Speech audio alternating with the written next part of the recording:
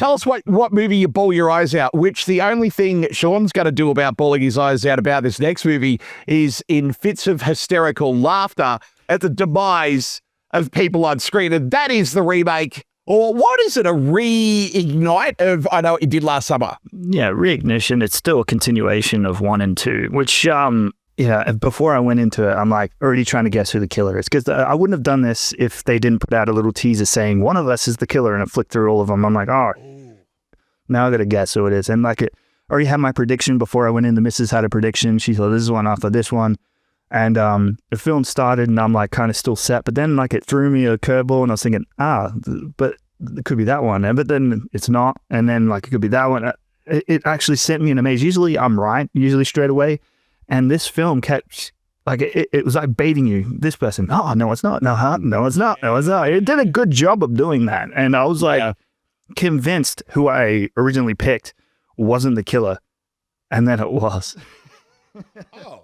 So it threw me off. I already had it guessed, but they made me, second guess myself. But that was before I even, sat down and watched it. I had my own guess. And then I didn't even think it was them the whole time. So I'm not going to say who it is, but they did a good job of it. There's another film I went and seen, one of the Saw films, I think it was. And I basically guessed the killer within the first 10 seconds. It was a guy who's already typecast as the villain in other films, and he disappears when the drama happens, and I Know What You Did Last Summer did that very well to the point I was definitely flabbergasted by the time it hit the point I don't even know who it is anymore. Well, I mean, side note, that's the genius of David Fincher, who directed Seven, didn't put Kevin Spacey's name anywhere on the promotional material. Going back to it, though, if you go to the very late 90s, early 2000s, and you have a look at the movies that were doing screaming, no pun intended, numbers at the box office.